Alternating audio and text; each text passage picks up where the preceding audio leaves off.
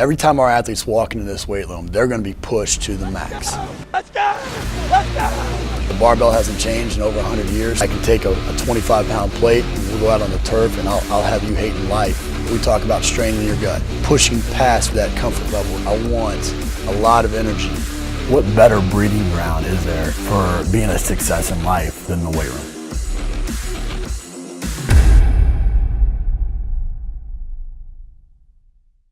What's up, guys? Welcome back to Ask Coach Mac, episode number 64. Out on a little hike with James. Say hi, James. What's up, guys? And the dogs. Doc, Dolly, come here. A couple Dobermans, big part of our family. We're on this cool trail near our house, right off the lake here. You can probably hear some of the boats in the background. And just wanted to bring, just answer a couple quick questions while I had you guys. I always want to thank our sponsors, Sornex, Samson, Train Heroic, Woodway, Iron Grip, Intech, Gymaware, and VersaPulley. Just appreciate them for helping us to continue to bring a great message to everyone. I want to jump right into this. First, Rich, he asked, how do you handle criticism from a football staff? And I think, Rich, I think the number one thing is that you got to create an environment that is not antagonistic. So many times, we want to go into these different types of, meetings or scenarios and be antagonistic with the group and basically mark our territory. Hey, I'm a strength coach. I know strength better than you. And, listen to me because I have all this education, and we do the same thing and they do the same thing in terms of, I know football. I've trained football players my whole life, and I know what works for football. And the best thing to do is go in early on and in whatever situation you are, and try to create this sense of community amongst the staff. If you go in and say, hey, look, my job is to be a servant leader, to bring you the best athletes that I can possibly bring, most prepared athletes, and to give them some input into the process. I think that's important. I mean, if you give up, add a little dessert in, I call it dessert, where maybe you throw in, them catching tennis balls at the end of their workout, or, for hand-eye coordination, or, maybe striking a sled, for offensive linemen, or doing pull-ups or something with towels for defensive linemen. A lot of times that little bit will get you a lot when it comes to coaches letting you run the program and have complete say into it.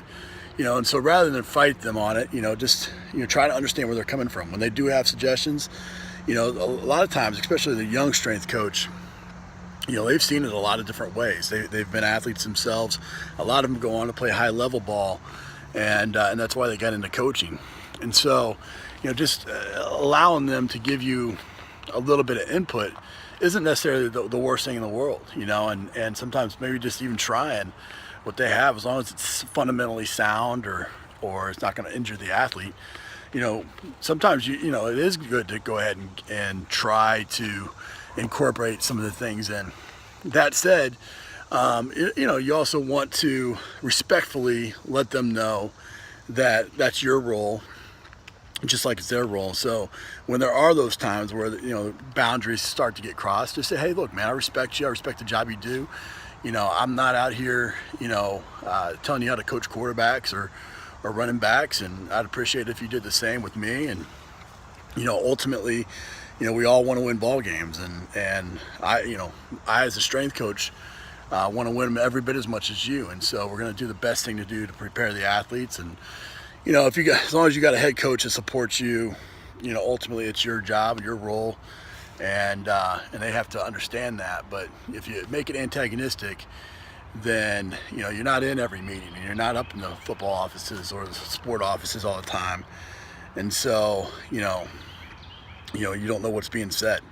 So I think having a good rapport with all the coaches, making them feel like they have input, regularly going and checking in on them. I always made it a point to go up to the football office and just sit down really quick, 2 or 3 minutes with each coach and just see what's going on, talk about their guys. and and see where you can be a resource and a benefit to them. And if you're constantly doing that, then I think you're going to have a great relationship, and hopefully they're doing the same. Hopefully they're constantly coming down and checking on their guys and seeing how they can be a resource to you. So be communal, try not to be antagonistic. Javier asked, do you train skill players separately from the team? How big do your groups get? And then ultimately, do skill players lift heavy? Absolutely. The principles for strength and conditioning don't change. Whether or not you're an offensive lineman, defensive lineman, that bicep is going to be the same physiological principles on a skill athlete as it is on a lineman or something along those lines.